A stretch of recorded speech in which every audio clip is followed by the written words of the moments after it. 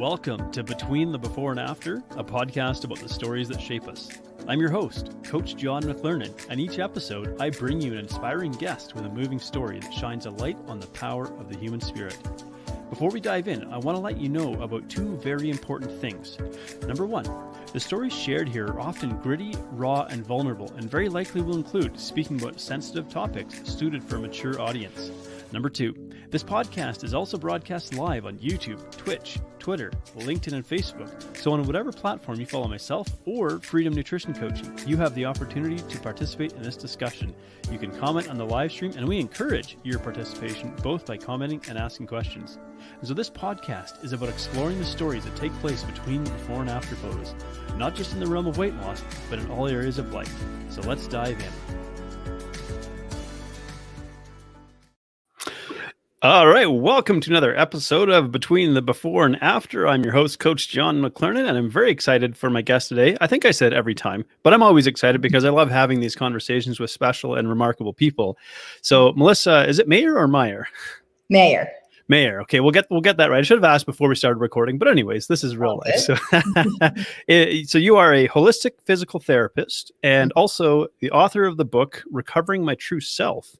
And in there, and we're going to dive into this a little bit, you share the story of the journey you went on to go through the process of donating your kidney to your husband.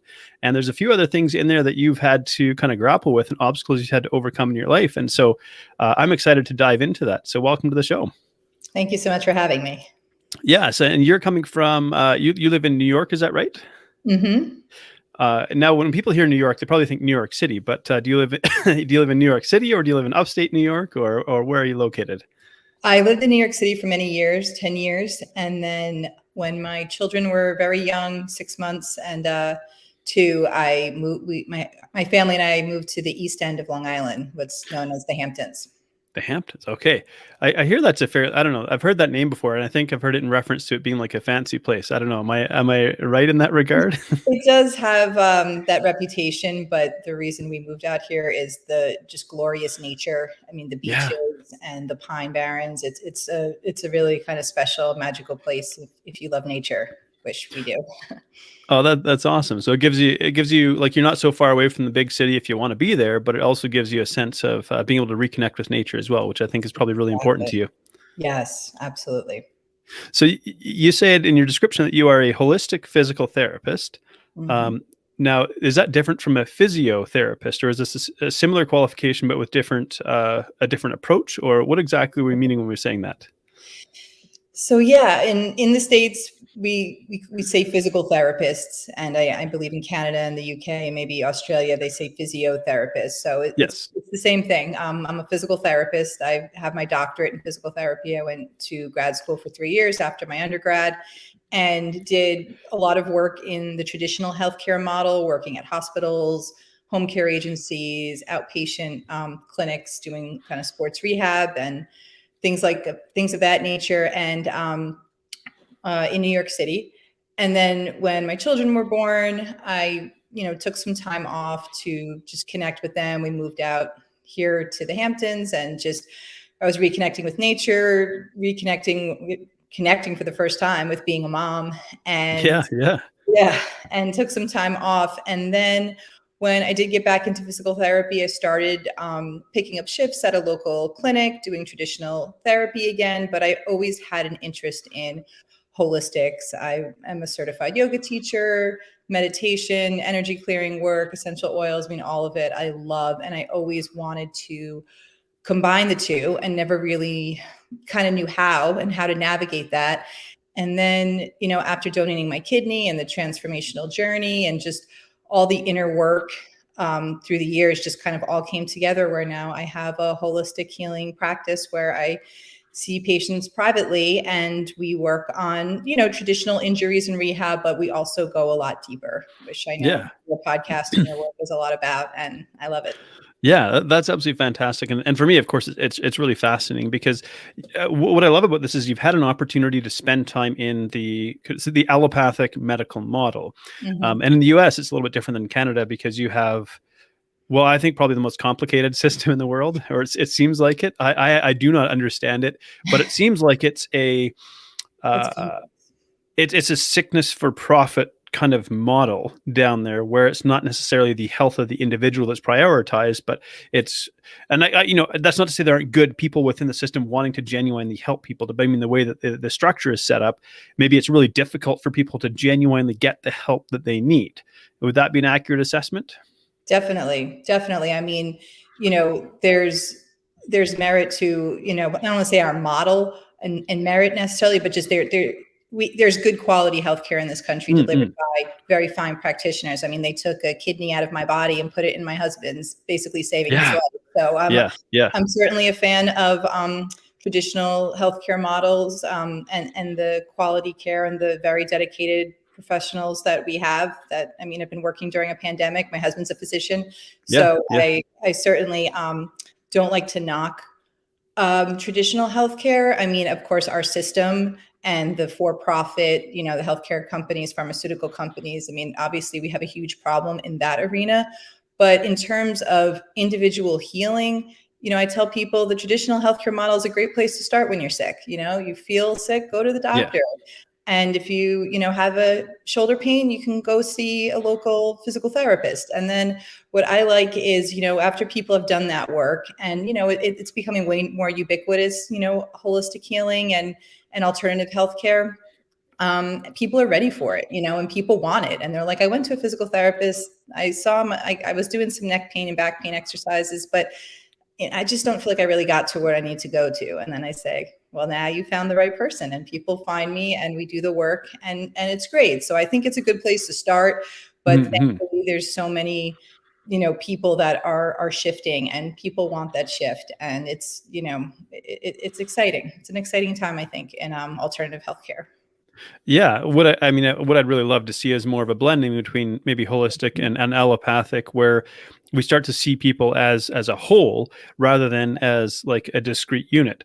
Now, that's not to say there isn't a place. Let's say, for example, you would have worked probably quite carefully with a nephrologist in terms of getting ready to donate a kidney. And we're going to dive into the kind of the story and that personal journey as well here as we go forward. But maybe to that kind of specialist, you're a kidney, and to maybe a cardiologist, you're a heart, and to a pulmonary specialist, you're a set of lungs. And it's all these sort of disconnected dots in a sense.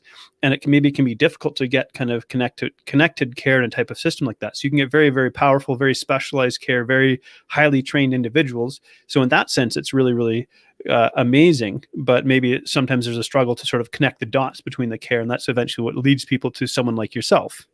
Yes, absolutely. And you're right. I mean, and I think one of the biggest problems too is, why can't healthcare cover some of these alternative therapies? Why do they have to be paid for out of pocket? And that's a big problem, because it becomes like a very kind of privileged situation if you can afford to have, a meditation coach or, to do some things like that, where it should be, these are things that we all need. We all need to care for our mental health and our bodies as a whole. So I think that's probably the most unfortunate part of our system, is that, it doesn't cover any of that. You only get covered for very, very basic stuff if you're very, very deathly ill in the emergency room. Right. And yeah. That's not enough. And we could also perhaps we might posit that some of that is a byproduct of the health of our society as a whole. And so it's almost like our system was set up to help those who are in a triage state. And we've kind of been moving towards with like greater sort of automation and dependence on technology and, efficiencies being found and less physical labor and so on. Society as a whole has kind of been experiencing greater and greater levels of sickness, which makes it really, really difficult, because now you have a system that's basically only geared towards helping those who are the most urgent priority versus take, a proactive model. And so I think that's maybe one of the challenges that we face going into the 21st century here. Absolutely. And Marianne Williamson, who is I've followed her work extensively, and I'm a huge fan of her work on so many levels, but she actually ran for president in the 2020 election. No way. That's pretty cool. And she was on the debate stage, and one of her biggest, moments that went viral was, they asked her about healthcare, and she said, we don't have a healthcare system. We have a sickness care system. And that went viral because everyone, I think, resonated with that and said, absolutely. You go to the doctor, you get sick. And she said, why aren't we asking the question of why are we so sick? Yeah, yeah. And how, you think about how much it's costing the nation in terms of tax dollars and whatnot, and who's profiting off of that. And, but, and we could really go down that rabbit hole. Yeah. Maybe we should on one of my other podcasts, which is Wellness Unfiltered we have a project called the Deep Health Academy. I say we, because I have a few other collaborators. So we might have to invite you back to come to Wellness Unfiltered to kind of discuss that, because that's one of the problems we're looking to solve there. But here we want to dive a little bit more into your personal story. And so I think at the heart of your story is this fact that you ended up donating a kidney to your husband. So how, like, that in itself, even the thought of it sounds like, oh my gosh, like I'm taking a vital organ out of my body to give it to another person. And there's got to be, like, at least I imagine, there's this whole kind of journey you have to go through, because it's not, even though it's done so commonly, and maybe we just, oh yeah, I had a kidney transplant, like we shrug our shoulders, like it just happened. But this is like a major physical trauma to go through. And I don't know if there's an emotional trauma that really sort of goes with it, or, but what was that experience like? Or maybe we go right back to the beginning. When did you get the diagnosis that, okay, your husband's kidneys aren't working and he's going to need a kidney? So we always knew that he was going to need a kidney transplant, and he had seen a new nephrologist at Columbia Presbyterian in New York City, where coincidentally was my first physical therapy job. Okay. Yeah, he said that he had started seeing a new nephrologist when I was pregnant with my first daughter. So she's now 10. So yes. 10 years ago, started seeing a new nephrologist who said, I know, you always know you've needed a kidney transplant, but now it's really coming up on time. So did he have a genetic condition, or like how? Yes, okay. a genetic condition, thankfully non-progressive. So hopefully, my kidney should last for a really long time. It's not like his body's attacking the kidney, thank goodness. But so that was 10 years ago. And we did all the work of identifying people, getting people tested to see who would be a match. And the best match was me. So even though I was pregnant, I said, of course I'll be the donor. I have the biggest vested interest in him surviving. Yeah. And being able to live a longer life. Exactly. So I decided to be the donor. And then we were able to wait 7 years miraculously, because the doctors said, now that you have a willing donor living in your house, like, because he was otherwise very healthy. He wasn't on dialysis. He was a full-time physician who worked, crazy hours, and he was healthy and thriving. And they said, let's just go as far as we can. And miraculously, that was, 7 years that we had, we were able to leave New York City. We, had both of our daughters, and I was so happy for all those years. We didn't really have to think about it. Like, it was done, it was ready. Yeah. It was just when it was time, then it would be time, but we didn't talk about it. We just said, let's wait. And then in 2018, in August, it was time. So yeah, we did it. So yeah, because that really was kind of the next thing I was curious about is, did it, knowing that it was going to happen, did it feel like it was something hanging over your head, or was it something you were at peace with, like when the time is right, we're going to do this, we already know it. And so you just kind of let it go? Yeah, well, a little bit of both. I mean, on some level, I said, we can't talk about this in front of people and just like be in this waiting game. Let's just put this in the back of our minds. We were responsible, we did the work, but now we don't have to talk about it. It's done. So, I mean, he would go to the doctor every 6 months and get blood work to, watch his creatinine level to see when it was really time. So, we were doing that, but then otherwise it was in the back of our mind. I mean, I guess on some level it was a little bit of a trauma and taking a toll, but, our life was really beautiful. We were really lucky. So we were able to just kind of go forward. And then leading up to the surgery, I was doing like a lot of healing work, a lot of energy work, a lot of clearing. And then when, when I had the surgery, I describe in the book what I had was called a divine wake up, where I woke up and felt just super connected to spirit and myself. And it was really transformational. And that being said, I think the day after the surgery, after I got back on my feet and I was doing okay, I had about a 12-hour window of like where I was just crying. I just couldn't stop crying. And, everyone was like, is she okay? And I said, and then the next day when I woke up after that spell, I said, oh, I got it all out, like all the last 7 years and everything that, people are like, you're so strong, as I'm not strong. I'm I just like all. Yeah. all of the what's our life going to look like, all of that. But I just let it out. And then after that, it was kind of this like obstacle that became this miraculous opportunity. What's really fascinating, I learned this from one of my other coaches, and she's one of my co-hosts on Wellness Unfiltered. Her name is Chris Wilkins, and she's a phenomenal coach. But she mentions that there was a study done where they actually analyzed the tears from people, as they would show them different emotional images that to evoke maybe positive and negative emotions and things that would bring them to the point of tears, and then they would analyze the tears, and there's actually like specific hormone metabolites, so you can figure out from the hormone metabolites in the tears what the person was experiencing when they were crying. That's fascinating. Yeah. Oh my gosh. Well, because that's the thing too in our sickness care model. I mean, the doctors and the big team that would come in, for a little while they were like concerned, and they even went to my husband. They said, is she experiencing a sense of loss, or what's going on with her? And he was like, she's all right, just just let her get it out. And then the next day I said, no, I just needed to just let go of all of that pain, all of the grief leading up to it, all the pain of what our life is going to look like. I just had to release it. So it wasn't a sad cry, it was a releasing cry. And I didn't realize that the next day, of course. You don't realize it in the moment.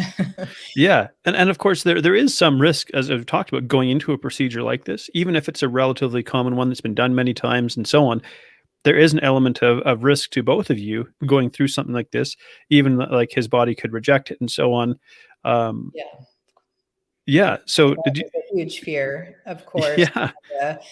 And I am a highly sensitive person, which I kind of didn't really discover until after the transformation and everything. But, I realized when I did kind of identify that through the writing of my book, I mean, that made so much more sense too. I was like, I was feeling just being in the hospital, just having surgery, just all of those people's energies around me. I was feeling that so intensely, and I just had to just like release so much of that. Well, I imagine that like the people that were a part of your care team and surgery team and whatnot, like I imagine them being very good, very caring, professional people who, all of them want to see you pull through this, you and your husband pull through this as well. And so, I just can't imagine like what they experience, especially the last couple of years. There's just kind of the toll on them and wanting people to make it and witnessing the challenges and trials that they did. So if you are maybe you're an empath of sorts where you do feel other people's energies, that's a lot to try to take on and process. Yeah, absolutely. Absolutely. I mean, the care team was fabulous. I mean, we had top-notch care at one of the best hospitals I'd say the world. And they even have donors stay in like the VIP part of the hospital. And when they wheeled me up, they were all clapping at the nursing station. And I was still coming off of anesthesia. I said, why are you clapping? And they're like, you saved a life today. And I was like, oh, I didn't really think about it like that. I'm just trying to survive surgery and hoping my husband is too. But, they were wonderful. But even that being said, I mean, when you're just in a hospital and being woken up for vitals every several hours and being injected with a blood thinner, oh, that burns, I mean, like I said, if you're really, my husband, he was pretty good with that stuff. He works in hospitals all day and he doesn't really let that get to him. But, for someone like me, it was a lot to process. Yeah, fair enough. So if we take a step back a little bit, one of the things that you mentioned, because maybe you had some challenges going through maybe adolescence, teen years, I don't know if that spilled over into your early 20s, and alcohol played a role in that. And I don't know what level of dependence you experienced with alcohol, but and maybe you can share that a little bit, because at a certain point in time you made a decision to stop consuming alcohol, and so I wonder if you could share just a little bit of backstory around that. Sure.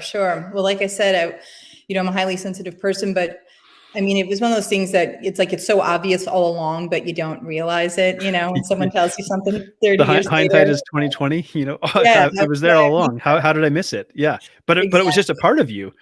But it was true. I mean, growing up being highly sensitive and not knowing what that was or what that meant, just kind of struggling with finding. I mean, I had a very loving family. I grew up in a very a privileged home. So I was very fortunate in that regard, but just finding my voice, feeling a lot of energy from lots of different people and not knowing why I did or why I felt things so deeply. And then entering high school and coming across alcohol, it was like, oh, this wonderful thing that I was able to just like numb all the things I would feel. And I could go into parties and be around people. And all of a sudden I felt comfortable, and it was wonderful. I loved it. And it was such a helpful tool. And then I ended up going into college, and I grew up in New Jersey, but then moved down to South Carolina. So I was in this new world, and then alcohol was there again.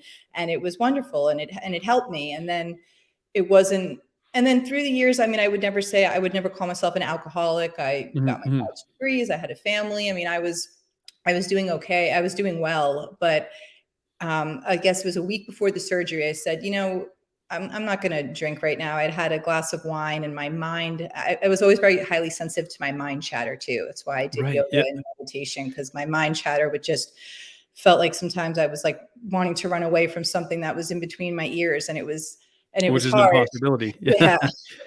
So I remember I just had this kind of destructive round of mind chatter the week before the surgery, and said, I'm not going to drink. I mean, I need to be clear. I'm having surgery next week, and I've got to stay detoxed and focused. So I didn't drink. And then I had the surgery and this really radical spiritual transformation. And then after the surgery, they told my husband not to drink for 3 months. And they said, you don't have to go 3 months. You're not on immunosuppressives or any medication. A couple of weeks would probably be good in your best health. But so I said, well, no, I'll do the 3 months with my husband. And then I did after 3 months, and they said, you can have a drink here or there now at dinner. And I said, no. I said, I'm so clear. I can feel things. I felt that, that divine transformation. I was writing so much. It was all kind of coming out of me. I said, this is really exciting, like how I'm feeling things. And I realized I did go to a couple AA meetings, because I did really like the work I always liked self-growth work, and, being around people at the meetings. I'm like, wow, this is really profound work that the people here are doing. So I liked that support, but it made me realize that I was numbing myself for so many years with alcohol. And then when I stopped drinking, I realized too, I was doing it with food, because I never really looked at food, because I always looked at alcohol first. But then when I wasn't drinking, then it was like a big focus on, well, now you can get rid of alcohol, but you can't get rid of food. So I've had to, and I have to like really look at, am I numbing myself with food? Yeah. And I can very much enter into that as I would say, recovered binge eating food addict. That can be a huge challenge for people, because, we don't require alcohol to sustain life. Exactly. If it was wiped off the face of the earth and we never had it again, the human population would probably be okay. But food, on the other hand, we're faced with all the time. We're confronted with, we're given cues to eat, there's social pressures to eat, we use hospitality, celebration, and so on. So that can be really, really difficult, especially if it becomes the tool to replace. And I think now, even in our digital world, we have so many more emotional anesthetics available to us. That can be food, that can be alcohol, that can be illicit drugs, that can be video games, social media, Netflix. There are so many avenues of escape. Why do you suppose it is that we pursue these avenues of escape rather than feel what we feel? Well, I think I talk about sometimes like the void, there'll be a void, which is a disconnect from yourself, or to spirit. And then that void gets very easy to fill. When you feel that void, it's like, let's put something in there to fill it, whether it be alcohol, whether it be media, whether it be food. So, it's challenging. And for me, I've had to realize, I've focused on food and exercise for, most of my life. Even, physical therapy is related around exercise. But I realized there is no diet exercise plan that can replace that aspect of like, I have to turn this over to something higher. Like, I'm not strong enough to not want to binge sometimes in the evening when I'm exhausted. It's like, it is so powerful that I have to. Marianne Williamson wrote A Course in Miracles on weight loss, and talks about it like in terms of like, you have to just turn it over, because we're not strong enough. We're strong enough to like, I'm strong enough during the day to eat right and walk and have a really good routine. And then sometimes in the evening, when I'm highly sensitive to my fatigue or my overwhelm or my overstimulation, that's when like my urge to binge gets so strong that I have to just say, oh God, I can't do this right now. And I'm giving this to you and I'm going upstairs. I'm Right. locking the door. Yeah, there is something about that, and I think AA, if I'm not mistaken, AA also encourages that a belief in a connection to a higher power, whatever that may look like for the individual. Um, Because you're you know, powerless over it. right. And when we look at it just from a purely psychological and neurological standpoint, it makes sense, because when we reach the place of decision fatigue, when we reach emotional and cognitive fatigue, we default to kind of our midbrain, our more emotional brain, and to our sort of primal, or sometimes what is referred to as your reptile brain, where these decisions are not being made on your best long-term interests, but rather immediate gratification in the moment, escape from discomfort, rather than, it's higher level thinking that allows us to say, I'm going to delay gratification because of a deeper, bigger purpose in my life. Exactly. Very well said. Very well said. And it's so true. That's why it's not just like your nice little toolbox that works during the day may not work at night. And you have to Yeah. really like go a lot deeper with why you're doing this, and then turn it over and really just kind of go deeper, because it's a day-to-day challenge. So a little bit earlier on in our chat here, you used a couple of phrases and terminology, and we kind of just passed over it. But I like to go back and revisit that, because I think it's helpful for those who might be watching and it might not be terminology or language they use, to try to maybe put a practical explanation to it, or a way to express it, and somebody who might not understand this or follow this, what it might mean to them. So you talked about, like, I think energy clearing. And some kind of like emotional cleansing, that sort of thing. What does that process look like, and kind of what are you referring to when you use those terms?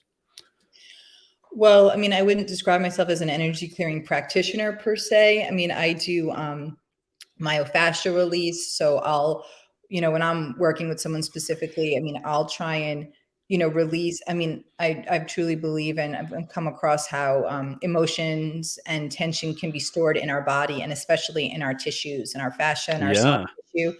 So when I do work on people, I mean, I just think about how I'm releasing the tension from their tissues, and then like waterfalls, I mean, just clearing it out and just clearing it away from them, so it can't harm them anymore. It doesn't have to, they can just let it go and really let it go. So I guess, when I think about energy clearing, I think about that. And when I was before the surgery, I had done a couple of energy clearing sessions, like people had done them to me, and those were really great, because those helped clear like all of, the fear I had stored up in my body, and just like things I had going into it. I had one intuitive say, I literally see spirit wrapped around your organs right now. And it was just this way of thinking, like, all the energy in my body, that, the energy that isn't useful, let's clear it away. And then all the connection that's in there can be used for really transformational purposes. And it was very exciting. So for someone who might be like listening, and listening after the fact, like, what is actually, like, the question might be, how does someone actually clear energy away? Because we can say, use this terminology, like, I had this energy clearing, or someone did this energy clearing for me. What does it actually look like in the moment? What does that process look like, and maybe what does it feel like? Because and why I ask this is because I imagine there's going to be people that are going to listen to this, and they might listen to it with a degree of skepticism, or curiosity, or something like that. And so what does that look like in the moment, and what does that feel like? So, I mean, you can definitely work with an energy practitioner who, like, kind of through intentional work helps channel and clear it through you. But I'm also a big fan of, you don't need a third party to do healing and clearing. I mean, just through the breath. I mean, just with an inhale, connecting to yourself and thinking about, bringing life force and energy into your body, and exhaling, releasing anything in your body that doesn't serve. So it can be done as simple as that, through just the intention, through your breath, or it can be done more formally with, people that have training in that work. And, I always have to kind of add that people that you work with, I mean, they are maybe called healers, but the healing is done through you. It's done, and you can tap into that at any moment. Like, you don't necessarily need a Right. party to do that. So just through the breath, just on your own, or if you want to go deeper with it and get help, you can, contact people that, people that do craniosacral therapy or mediumship, intuitive kind of readings, things of that sort. So is this sort of like if somebody's helping you, like a guided process? Do they give you some sort of verbal guidance to it? Do they place their hands on your body? Like, It can be done remotely. I mean, there's definitely, I've worked with practitioners remotely, or you can work with people that will kind of gently put their hands on different energy centers in your body. If they work with the chakras, the different energy systems in your body, they might clear with just kind of hovering a hand over those centers and kind of doing like a guided, meditative kind of process like that. So, it can be done. It's really a very broad kind of concept, energy clearing. It can be done very specifically through those processes, or it can be done remotely. So then if you'd indulge me a little bit, I'll share a little bit of my personal circumstance here, because I think this is why I'm a bit curious about this. So I just, I have a physiotherapist in Canada that I see here, and she does a practice known as somatic experiencing. I'm not sure if you're familiar with that. Mm-hmm. So I have a hip issue that's plagued me in particular for the last couple of years. And, in connecting the dots, we're wondering if it's actually, and this is just me purely speculating, so anybody listening, don't take this as, but maybe, I had COVID way back before it even blew up and was a thing. We had it back early in 2020, where nobody really knew a whole lot about it. Now we came out of it on the other side pretty good, but one of the potential or suspected symptoms that is long haul is a type of like myalgia, where it goes after maybe parts of your body that have been previously injured and where there might be sort of an underlying weakness. And so I've had 2 motorcycle accidents and a car accident. All of them happened like almost 20 years ago now. Like one when I was 18, when I was 23 and 24, and I just ticked over 40. And after having COVID, these hip issues started to show up. And I've seen a chiropractor, a physiotherapist, a massage therapist, an osteopath, a craniosacral therapist, left. And so, and they keep, and I've had x-rays because I was like, am I getting osteoarthritis? Nope. Bone looks totally fine. Had ultrasound. Nope. Can't find any structural deficits. So it's been a bit of a puzzle where we go, okay, like what is going on here? And so my osteopath, he said, like, he's pointed me in the direction of this lady who does somatic experiencing, and just this idea that there is potentially something connected to the nervous system or some other reason. Like, you can dig around in the fascia, you can dig around in the muscles, bust up some scar tissue and stuff like that. That's a pretty brutal, like sort of painful process. But the point being is it seems to return. Right. And we, so it's like, yeah, sure, you can keep going in there, digging around, breaking it up, all that kind of stuff. So that it sort of connects some dots here. I'm just wondering, is this something that you might in your work, or some that does something similar you're describing, work on in sort of a different way or a different level? Absolutely. So I mean, I would start by definitely working with some of the fascia in that area, and some of letting go of some of the physical stuff, but then absolutely like doing some clearing of any energy that's stored up in those tissues, trauma from the accidents, either one of them, and then, or trauma through the years, and then, having COVID, and maybe like, just having that kind of mess with just like, your root chakra, your safety, your well-being, and then like that getting stored in there. And then, so always at the end of my sessions, I always like to do a kind of guided meditation where, we kind of move up through the body, releasing and clearing every area. And especially focused on each exhale, releasing, clearing, letting go of any tension or trauma stored up in that area. So, I mean, I think it's wonderful you're working with the somatic therapist, and to, continue to just, breathe and meditate and work on just releasing and clearing that area. What is this injury trying to tell me, and why, and how can I let this go? And that's why, I was being interviewed the other day, and they were asking about some wellness tips. And I said, meditate. That's the best one, because, that's when you can start to really tune into what is this? Why is this? What's it telling me? And how can I let it go? Yeah. Well, fascinating that I just less than a week ago completed my meditation teacher certification, actually. Oh, and so fabulous. Yeah, because I wanted another tool in my toolbox when working with clients as well, and a way to sort of work with them, another way to sort of extend the work that I do with them. And so, and for those listening, sometimes it's helpful, and this is kind of maybe my own sort of definition, but I like to sort of distinguish between terms like meditation and mindfulness, because the two sort of get lumped together as though they're the same thing. But perhaps the way that I tend to think about it is that mindfulness is cultivating awareness of our external environment, the things that are around us, and how we're sort of experiencing, interacting with them. We can still be in a meditative state, whereas meditation is kind of turning our focus inward and starting to look inward and see what's happening in our body. And so there's something to that.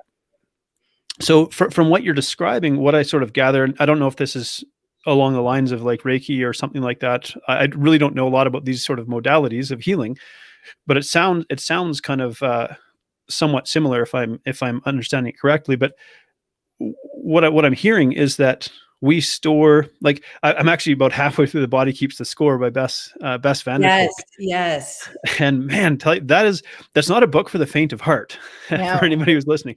But wow, is it ever an eye-opening book? This is a researcher into trauma and psychology, and he started with like Vietnam War veterans, I think maybe back in the 80s or even 70s. This has to be like the most like groundbreaking book ever on this subject. But The Body Keeps a Score, referencing how there is this connection between like our emotional state, our mental health, our physical, like these are all connected. They're not, we I think in the Western world have for a very long time separated them into silos. Yep. This is your mental health silo over here, this is your physical health silo over here, and so on, without recognizing that they really aren't separate, that we're this interconnected being. And so yeah.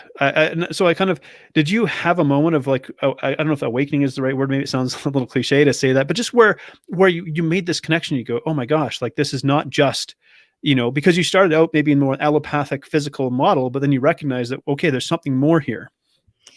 Yes. I mean, that's what a lot of the transformative moment after waking up from the surgery was. I mean, just this deep connection to myself and to spirit. And then when I went back to my physical therapy work, realizing real healing is being the vessel to channel that to other people.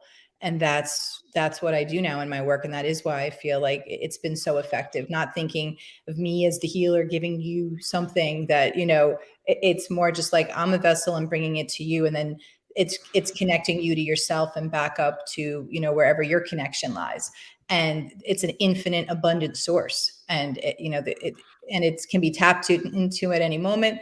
And the healing is so deep and profound, it can overcome, really anything. So I think that book, I was kind of referencing that a little bit about where I said, I believe tension is stored in the body because, there's a whole psychological and, physical medicine model now around tension being stored in the body, and learning how to go deep and really help clear and release it through, meditative processes or through very specific guided processes. So I think, you're on the right track. Going through all of that and now being with this, I can just sense that, you're on kind of the cusp of real recovery with that, because you're tapping into the real deep underneath it all. And that's amazing. Yeah. Because there's two other books that I haven't read yet, but they're on my list. One is by Peter Levine, Waking the Tiger, and then the other one is When the Body Says No by Gabor Mate. And so I think both of those are going to be quite interesting reads and just kind of exploring this. Now, you use some language here that, again, might not be familiar to certain people. And so I don't know what sort of your religious lean is, but you've used the term God and you've used the term spirit. Do you have a particular, I don't know, I guess, religious philosophy? Or because, again, for somebody listening, they might hear this and go, well, what do you mean by this? Because in the say the realm of Christianity, there's a belief in God and a belief in the Holy Spirit. But are you referring to that in the Christian sense, or are you referring to it in a different sense?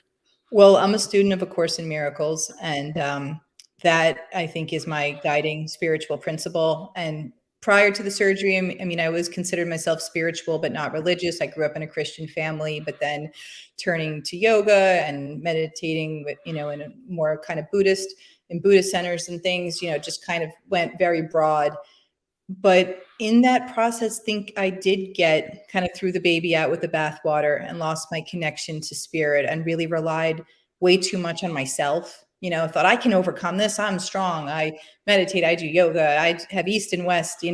I can overcome this with my own strength. And then right before the surgery, I had this moment of what I call in the book spiritual surrender, where I just kind of got down and said, God, if that's what you are, I don't know. I need a miracle here, and I had started reading the Course in Miracles, and that uses a lot of Christian language, even though it's not described as a Christian text. So I said, I was reading it, I was a little uncomfortable with that word, but I said, let me just go with it because, it just feels right. And so I said, God, if that's what you are, like, please, I need a miracle. I need my husband to survive. I need to get through this. I have children. And then when I woke up, I felt like it was like miracle granted. And it was something where I felt like I didn't have to convince anybody or say, this is the path you should follow. Like I just knew deep down that I was so deeply connected to something way higher than me. And that's been, I mean, the guiding principle behind my work in my life. And it's been extraordinary. So if I could probe just a little bit here, Sure. because I imagine, because of course I work in the realm of physical health as well, but I think I really like to try to connect, emotional health and compassion and mental health as well, because I do believe they're all connected as well. But somebody, if you encounter a skeptic, because it sounds like, and maybe I'm over, what's the word I'm looking for? I don't say not overstepping isn't the right word, but anyways, it sounds as though you might feel as though almost no ailment couldn't necessarily be overcome, or is there a belief in there that, like, let's say somebody gets some kind of really difficult, cancer, and they catch the diagnosis really late, and it could be like a stage 4 type cancer. Is there the idea that this could potentially be healed through a spiritual way, or what is sort of the thinking behind that?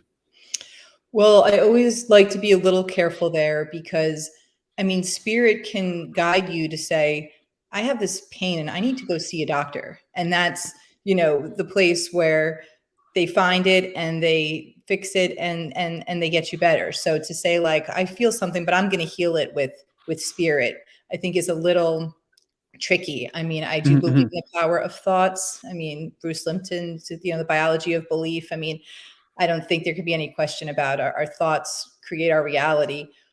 However, I think we have to be careful in thinking, oh, if I was more spiritual, then maybe I wouldn't have got this cancer diagnosis. Right.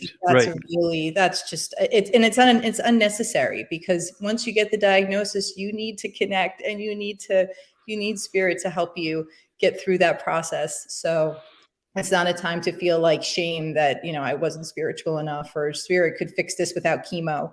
I mean, those are just, I think, very, I mean, they talk in A Course in Miracles about, I mean, it's just, the physical body and the spiritual body, and, the belief that if only love is real and anything else is an illusion. So, the love you feel for yourself is what's going to get you through that physical ailment. So, I like to be careful that, spirit is the ultimate healer, but it has to be, done in this physical world. I think that's a really balanced way to look at it, because I think there might be a fear for people that people might listen to this, not necessarily just this, but they might start going down this pathway of sort of learning and gaining understanding in this. But maybe also there's the opportunity for charlatans and those who would like to mislead and prey on emotionally vulnerable people and make promises they can't keep. Yes. When in fact, like, there is a place and there is a role, as we've talked about, for allopathic medicine, physical medicine to heal the physical body. And while there is maybe a connection to mental and emotional and spiritual health, that we don't necessarily want to disregard or get lost in some sort of fantasy, I guess we could say, where it's like, I don't need this physical medicine. So I guess in your philosophy, do you see that they can work in a complementary fashion? Definitely. I mean, I see all the medications on my husband's dresser of all the immunosuppression meds, and I look at the life force in him, and it's incredible. I'm like, those don't dim him. He's not poisoning himself and disconnecting himself. I mean, he is thriving and doing so well, and I'm grateful for all of that. So, and not to mention, I think especially, with COVID and other things, the kind of alternative healthcare being really like thrown under the bus of, people being attacked, like, oh, if this person, these holistic healers think if, they have a positive mindset, they don't have to wear a mask. I mean, like, it's like, I'm like, no one's saying that, or at least I'm not saying that with my work in terms of holistic healing. Right. That, not to say like we're just going to overcome and not listen to anything else. I mean, it's a world that has to be complementary and holding hands and for the best good of everybody. Yeah, I think one of the struggles that we face is when we're more emotionally and mentally distressed, like we have been, especially going through a pandemic where there's been a lot of fear propagated as well, which is actually immunosuppressive.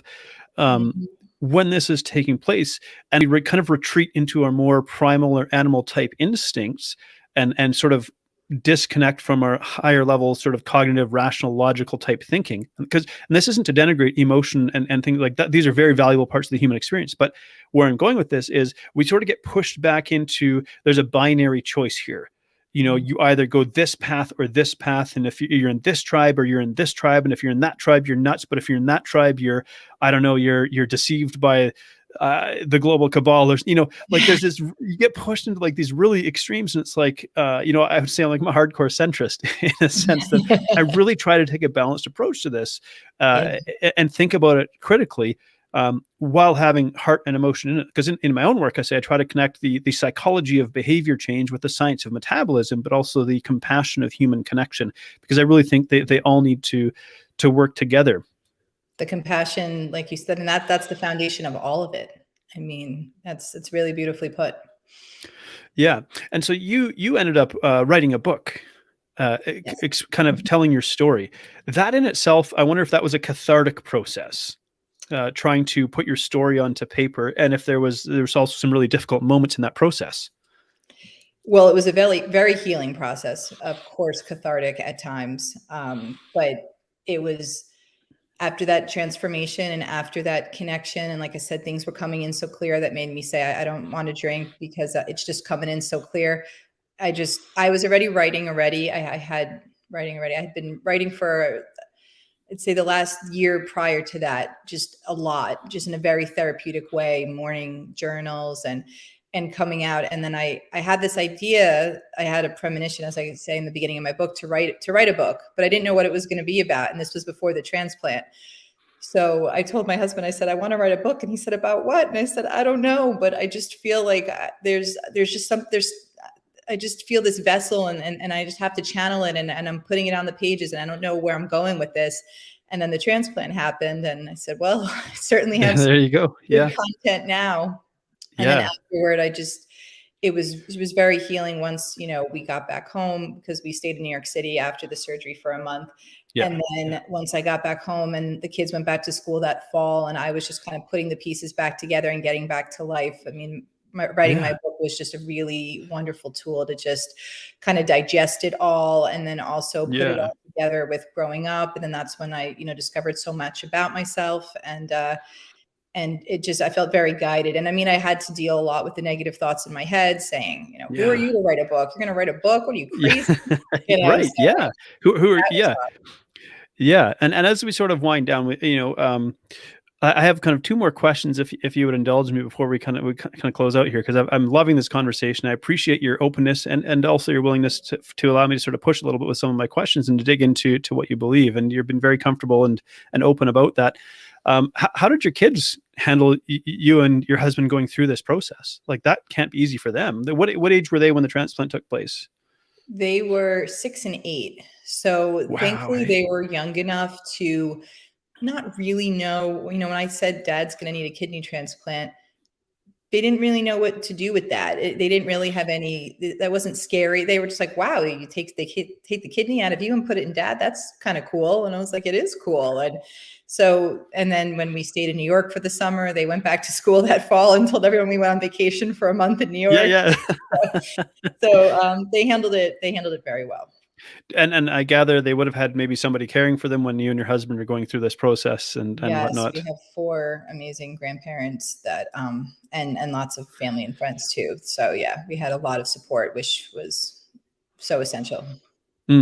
So with this last question, I wonder if you wouldn't mind indulging me, because we've talked about really maybe the power of these different ways of creating healing in the body. And obviously there's more than one. There's, maybe physical, there's emotional, there's mental, there's spiritual ways of sort of creating some healing in the body. But in some cases, that isn't enough. Somebody will pass away at, 43 years old or 50 years old or something like that, and they weren't able to overcome this illness. What is kind of your interpretation of this process? Because there might be some out there who would think, well, I guess they didn't have enough faith or things like that. But how do you see that kind of playing out? How would you interpret an experience like that? Yeah, I mean, death is part of life. I mean, and death is a transition and a spiritual transition. So, I mean, just like birth. I mean, birth is, a spirit entering the world, and death is a departure. And I mean, I'm not saying it's not painful losing loved ones. My gosh, I mean, it can be horrifically traumatic and so much to deal with.